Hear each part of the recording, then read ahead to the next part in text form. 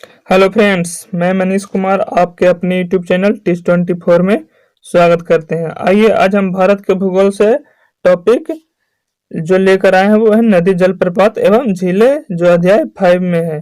ठीक, तो अगर आप पीछे वाले अध्याय 4, 3, 2, 1 नहीं देखे होंगे तो प्लीज जाके प्ले लिस्ट में देख लें। भारत के भूगोल के टॉपिक होंगे उसमें सभी। तो चलिए शुरू करते हैं। शुरू करने से पहले अगर आप हमारे चैनल पर नए हों तो आप चैनल को सब्सक्राइब कर लीजिएगा। बगल में बेल आइकन का बटन होगा, इसे प्रेस कर लीजिएगा जिससे कि आने वाले वीडियो का आपको नोटिफिकेशन मिलती रहे। आपको इस टॉपिक में सभी एग्जामों के लिए महत्वपूर्ण नदी, झीलें, जलप्रपात को देखने को मिलेंगे। तो ये वीडियो बहुत ही महत्वपूर्ण होने वाली है आप लोगों के लिए, तो प्लीज ये वीडियो को लास्ट तक जरूर देखिएगा। तो चलिए शुरू करते हैं और देखते हैं नदी, जलप्रपात, झीलें की क्वेश्चन रहा ये फर्स्ट।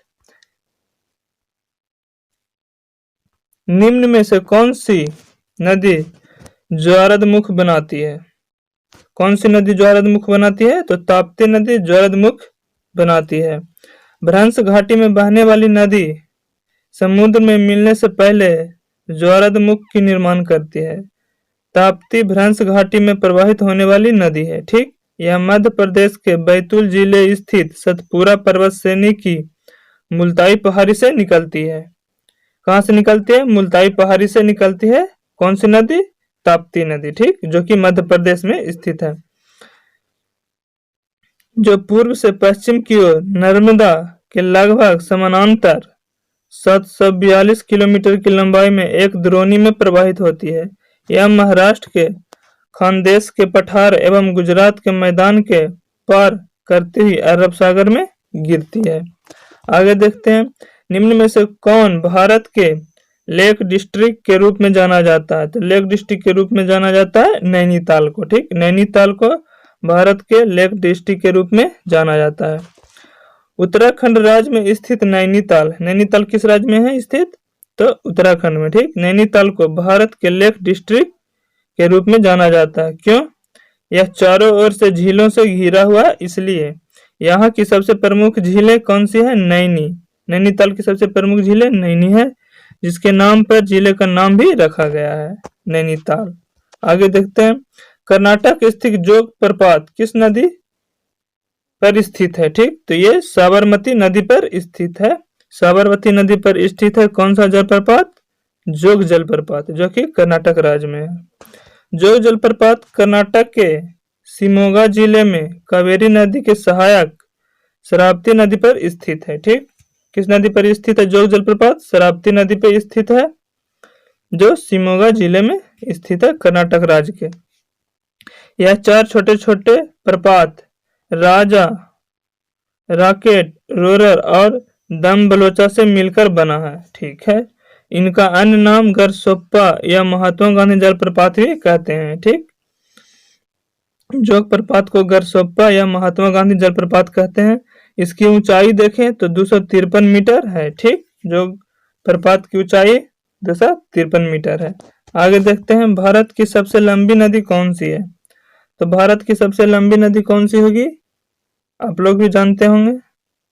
भारत की सबसे लंबी नदी नदी नहीं, झीलें हैं।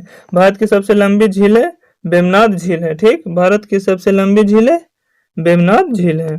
आगे देखते हैं। केरल राज्य में अवस्थित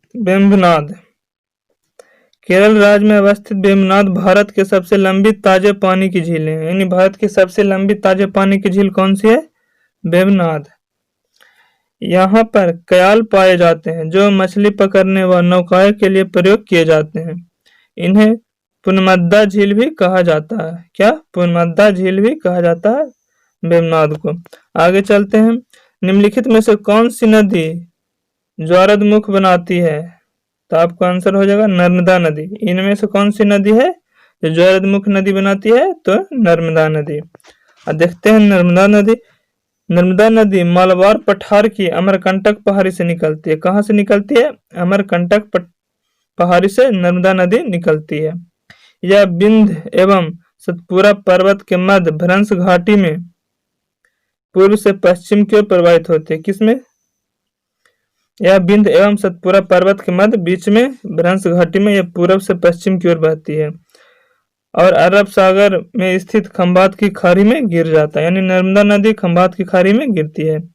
यह हम अपने मुहाने पर ज्वारामुख का निर्माण करता है। नर्मदा नदी घाटी का अधिकांश भाग मध्य प्रदेश, महाराष्ट्र एवं गुजरात राज्य में स्थित है। किस राज्य में? तो मध्य प्रदेश, महाराष्ट्र और गुजरात राज्य में। जबकि अन्य 3 नदियां भारतीय प्रायद्वीप के पूर्वी तट पर डेल्टा बनाती है। अन्य 3 नदियां कौन कौन से? तो ये हो गए कृष्णा, गोदावरी और महानदी है, ये पूर्वी तट पर डेल्टा बनाती है। आगे देखते हैं। मध्य भारत से निकलकर यमुना, गंगा में मिलने वाली नदी निम्नोक्त में से कौन सी है? ये बेतवा। भारत से निकलकर यमुना और गंगा में मिलने वाली नदी है बेतवा नदी। आगे देखते हैं। बेतवा यमुना की सहायक नदी है। ठीक, बेतवा यमुना की सहायक नदी है जो मध्य प्रदेश से के होशंगाबाद जिले में विंध्याचल पर्वत से निकलती है। कहाँ से निकलता है? विंध्याचल पर्वत से। हरिमपुर शहर के निकट यह यमुना के दाएं तट पर मिलती है। कहाँ? दाएं तट पर मिलती है। दामोदर नदी को बंगाल का शोक कहा जाता है। क्यों? तो इसमें प्रायः तबाही मचाने वाली बाढ़ आती है, इसके कारण दामोदर नदी को बंगाल का शोक कहा जाता है। दामोदर नदी को बंगाल का शोक कहा जाता है। यह नदी वर्षा ऋतु में बाढ़ के कारण भयानक तबाही मचाती है। इसका उद्गम है, आपको दामोदर नदी का उद्गम स्थान है छोटा नागपुर के पठार से। ठीक, दामोदर नदी का उद्गम स्थान छोटा नागपुर के पठार से है। आगे चलते हैं। खारी नदी जिसके अपवाह तंत्र का अंग है वह क्या है?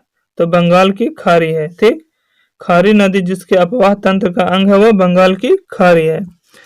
खारी नदी पश्चिम भारत में प्रवाहित होने वाली एक नदी है। ठीक, खारी नदी पश्चिम भारत में प्रवाहित होने वाली एक नदी है जो गुजरात राज्य में स्थित मटनमंद गांव से निकलकर चंबल नदी में मिल जाती है।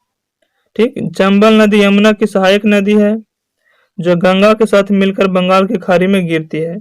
इस प्रकार खारी नदी भी बंगाल की खाड़ी अपवाह तंत्र अंग है। ठीक है, यानी खारी नदी भी आपका है जो बंगाल के खाड़ी में ही गिरती है गंगा के मिलकर। आगे चलते हैं। प्रायद्वीपीय भारत की सबसे लंबी नदी कौन सी है? तो प्रायद्वीपीय भारत की सबसे लंबी नदी गोदावरी नदी है। ठीक, गोदावरी नदी प्रायद्वीपीय भारत की सबसे लंबी नदी है जिसकी कुल लंबाई आपको 1465 किलोमीटर है। यानी गोदावरी नदी की लंबाई 1465 किलोमीटर है। यह महाराष्ट्र में नासिक जिले के त्र्यंबकेश्वर पहाड़ी से निकलकर पूर्व से पश्चिम की ओर प्रवाहित होती है हुई यह बंगाल की खाड़ी में गिरती है। यानी आपको गोदावरी नदी कहाँ से निकलती है? तो महाराष्ट्र में नासिक जिले में त्र्यंबकेश्वर पहाड़ी से निकलती है। यह पूर्व से पश्चिम की ओर प्रवाहित होती है और यह बंगाल की खाड़ी में गिरती है। इसे दक्षिण भारत की गंगा भी कहते हैं गोदावरी नदी को, या दक्षिणी गंगा तथा बृहद गंगा के भी नाम से गोदावरी नदी को जाना जाता है। अलकनंदा और भागीरथी नदियों के संगम का क्या नाम है? तो उसका नाम है देवप्रयाग। अलकनंदा और भागीरथी नदियों के संगम को हम देवप्रयाग के नाम से जानते हैं। ठीक, अलकनंदा और भागीरथी नदियां उत्तराखंड के टिहरी गढ़वाल जिले में देवप्रयाग स्थल पर आपस में मिलती है। ठीक, इसके पश्चात इस नदी को गंगा नाम से जाना जाता है। यानी अलकनंदा और भागीरथी नदी जब मिलती है उत्तराखंड में देवप्रयाग स्थान पर, वहां से इसको हम गंगा नदी के नाम से जानते हैं। देवप्रयाग पंचप्रयोग में अंतिम है। अंत प्रयाग, अन्य प्रयाग में विष्णु प्रयाग, नंद प्रयाग, कर्ण प्रयाग, रुद्रप्रयाग है। ठीक, आगे चलते हैं। तिब्बत में सांगपो कहलाने वाली नदी कौन सी है? तो तिब्बत में सांगपो कहलाने वाली नदी ब्रह्मपुत्र नदी है। भारत में प्रवाहित होने वाली ब्रह्मपुत्र नदी तिब्बत से निकलती है जिसे वहां सांगपो नदी के नाम से जानते हैं। यानी भारत में हम ब्रह्मपुत्र नदी के नाम से जानते हैं और इसे तिब्बत में सांगपो नदी कहा जाता है। बांग्लादेश में इसे जमुना नदी के नाम से जानते हैं। यानी भारत में ब्रह्मपुत्र नदी, तिब्बत में सांगपो नदी और बांग्लादेश में इसे जमुना नदी के नाम से जाना जाता है। आगे चलते हैं। निम्नांकित में से कौन दो भारतीय राज्यों की सीमा पर स्थित झील है? तो इसका आंसर होगा पुलिकट झील। पुलिकट झील है ना, पुलिकट झील जो भारतीय दो राज्यों के सीमा पर स्थित झील है। ठीक, पुलिकट झील। पुलिकट झील आंध्र प्रदेश यानी 97% भाग आंध्र प्रदेश और तमिलनाडु में 3% भाग है इस सीमा पर स्थित एक छिछरी अनूप झील है।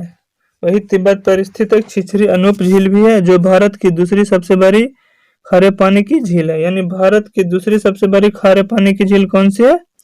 तो आपको हो जाएगा अनूप झील। ठीक, अनूप झील। श्रीहरिकोटा द्वारा इस झील को बंगाल की खाड़ी से अलग करता है। श्रीहरिकोटा द्वीप है ना, इस द्वीप है जो बंगाल की खाड़ी से अलग करता है इसे। ठीक है, आगे चलते हैं। प्रायद्वीपीय भारत की निम्नलिखित में से कौन सी नदी अरब सागर में नहीं मिलती है? तो कौन सी नदी अरब सागर में नहीं मिलती है? तो कावेरी नदी है जो अरब सागर में नहीं मिलती है। देखते हैं भारत की प्रायद्वीपीय नदियों में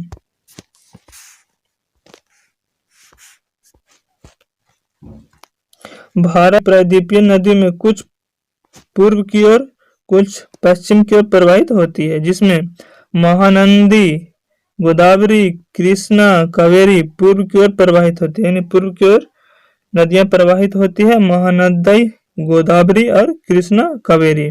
तथा नर्मदा एवं ताप्ती पश्चिम की ओर प्रवाहित होने वाली प्रमुख नदियां, यानी पश्चिम की ओर प्रवाहित होने वाली प्रमुख नदियां नर्मदा एवं ताप्ती है।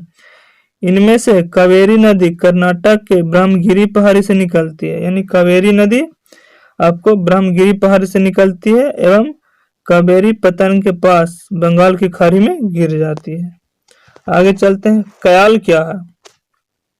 तो कयाल आपको केरल के एक लैगून है जिसे हम कयाल कहते हैं। जब नदी के मुहाने पर समुद्र की धाराएं या पवनों द्वारा बालू या मिट्टी के अवसादों से निर्मित टीले के द्वारा स्थलीय जल क्षेत्र यानी समुद्र से अलग हो जाती है तो उसे अनूप कहा जाता है। चिल्का, कोलेरू एवं पुलिकट अनूप झील के प्रमुख उदाहरण है। अनूप झील के प्रमुख उदाहरण कौन कौन से झील हैं? चिल्का, कोलेरू एवं पुलिकट।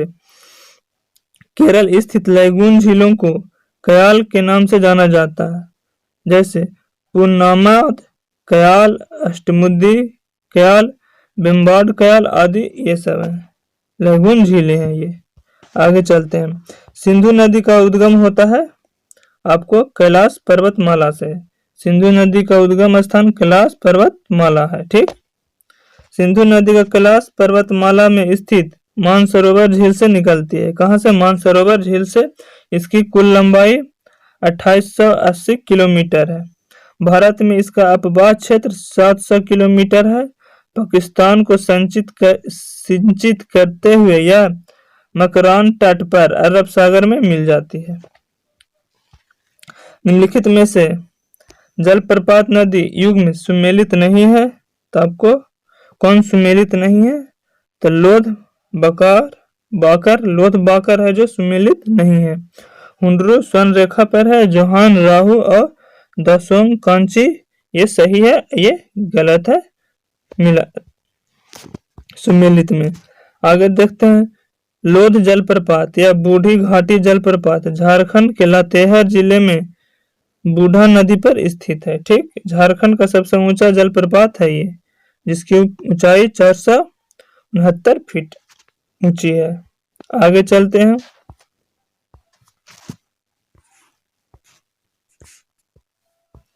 अरुणाचल प्रदेश में प्रवेश करने पर ब्रह्मपुत्र नदी को किस नाम से संबोधित किया जाता है? तो आपको दिहांग के नाम से संबोधित किया जाता है ब्रह्मपुत्र नदी को जब अरुणाचल प्रदेश में प्रवेश करती है। ब्रह्मपुत्र नदी को तिब्बत में सांगपो के नाम से जाना जाता है। अरुणाचल प्रदेश में इसे दिहांग और असम में सादिया और धुबरी के बीच स्थित है। इसे ब्रह्मपुत्र के नाम से भी जाना जाता है। आगे चलते हैं। रजरप्पा किन नदियों के संगम पर अवस्थित है? तो ये दामोदर भिंडा नदियों के संगम पर अवस्थित है। रजरप्पा झारखंड राज्य के रामगढ़ जिले में दामोदर एवं भैरवी या भेड़ा नदियों के संगम पर स्थित एक तीर्थ स्थल है। अत्यंत प्राचीन मां छिन्नमस्तिका का मंदिर है एवं रजरप्पा जलप्रपात यहाँ का प्रमुख आकर्षण केंद्र भी है, जो झारखंड में है। ब्रह्मपुत्र नदी का उद्गम से लेकर डेल्टा तक निम्नलिखित में से किन किन देशों से गुजरती है? तो ब्रह्मपुत्र नदी आपको जहां से निकलती है और वह डेल्टा बनाता है वहां तक के किन किन देश से ये गुजरती है? तो ये गुजरती है चीन से, फिर भारत, फिर बांग्लादेश, यानी 3 देशों से होकर गुजरती है ब्रह्मपुत्र नदी। ब्रह्मपुत्र नदी तिब्बत में कैलाश पर्वत पर चेमायुंगडुंग ग्लेशियर में स्थित मानसरोवर झील से निकलती है, जो भूटान, तिब्बत यानी चीन, सांगपो, भारत, दिहांग या ब्रह्मपुत्र, बांग्लादेश, जमुना में प्रवाहित होने वाला बंगाल की खाड़ी में गिरती है। यह मानसरोवर झील से निकलती है, जो भूटान, तिब्बत, चीन, भारत, बांग्लादेश में प्रवाहित होते हुए बंगाल की खाड़ी में गिरती है। इसको हम ब्रह्मपुत्र नदी को हम लोग चीन में सांगपो, भारत में दिहांग या ब्रह्मपुत्र, बांग्लादेश में जमुना के नाम से जानते हैं। भारतीय मरुस्थल की एक महत्वपूर्ण नदी कौन सी है? तो यह लूनी नदी है, जो भारतीय मरुस्थल की एक बहुत ही महत्वपूर्ण नदी है। लूनी नदी अमेजन के दक्षिण पश्चिम में अरावली श्रेणी से निकलती है। ठीक, यह नदी अरावली के समानांतर अर्ध मरुस्थलीय प्रदेश में प्रवाहित होते हुए कच्छ के रण यानी दलदली क्षेत्र में विलुप्त हो जाती है, लूनी नदी। आगे देखते हैं, लोकटक है एक क्या है? तो लोकटक क्या है? तो लोकटक एक आपका झील है। ठीक, लोकटक क्या है? झील है। आगे देखते हैं, लोकटक भारत के मणिपुर राज्य में स्थित एक क्या है? झील है। काइबुल लामजाओ नामक राष्ट्रीय वन्यजीव अभयारण्य इसी झील के समीप स्थित है। कौन सा राष्ट्रीय वन्यजीव अभयारण्य? काइबुल लामजाओ नेशनल पार्क है। ये आपको लोकटक झील के समीप ही स्थित है। यह विश्व का एकमात्र तैरता हुआ पार्क है, जहां यहाँ पर संगाई हिरन यानी संगाई हिरन पाए जाते हैं, संगाई डियर पाए जाते हैं। आगे देखते हैं, सिंधु नदी की एक सहायक नदी जो हिमाचल प्रदेश से होकर बहती है वह कौन सी है? तो आपको वो सतलुज नदी है। सतलुज नदी सिंधु नदी की एक सहायक नदी है जो हिमाचल प्रदेश से होकर बहती है। ठीक, सतलुज नदी का उद्गम स्थान कैलाश श्रेणी के दक्षिण ढाल पर स्थित मानसरोवर झील के निकट राकसताल झील से होता है। यानी सतलुज नदी का निर्माण राकसताल झील से होता है, जो कैलाश श्रेणी के दक्षिणी ढाल पर स्थित है। इसकी कुल लंबाई 1450 किलोमीटर है। प्रसिद्ध भाखड़ा बांध इसी नदी पर स्थित है। यानी सतलुज नदी की लंबाई 450 किलोमीटर है और सतलुज नदी पर ही भाखड़ा बांध स्थित है। ठीक, भाखड़ा बांध किस नदी पर स्थित है? सतलुज नदी पर। चंबल नदी किन राज्यों से प्रवाहित होती है? तो चंबल नदी आपको प्रवाहित होती है उत्तर प्रदेश, मध्य प्रदेश और राजस्थान से। ठीक, चंबल नदी मध्य प्रदेश के मऊ के निकट विंध्य पर्वत श्रेणी के जानापाप पहाड़ी से निकलती है। यानी चंबल नदी कहाँ से निकलती है? तो विंध्य पर्वत श्रेणी के जानापाप पहाड़ी से निकलती है। यह उत्तर प्रदेश राज्य में यमुना नदी में मिलने से पूर्व यानी यमुना नदी मिलने से पहले मध्य प्रदेश एवं राजस्थान के मध्य सीमा बनाती है। इस प्रकार यह नदी 3 राज्य मध्य प्रदेश, राजस्थान तथा उत्तर प्रदेश से होकर प्रवाहित होती है। चंबल नदी पर गांधी सागर बांध, राणा प्रताप सागर बांध, जवाहर सागर बांध तथा कोटा बैराज बनाए गए हैं। यानी चंबल नदी पर कौन कौन से बांध और बैराज बनाए गए हैं? तो आपको गांधी सागर बांध, राणा प्रताप सागर बांध, जवाहर सागर बांध तथा कोटा बैराज आपको चंबल नदी पे बनाए गए हैं। आगे चलते हैं हम। सांभर लबन झील सांभर लवन झील कहाँ स्थित है? तो ये राजस्थान में स्थित है।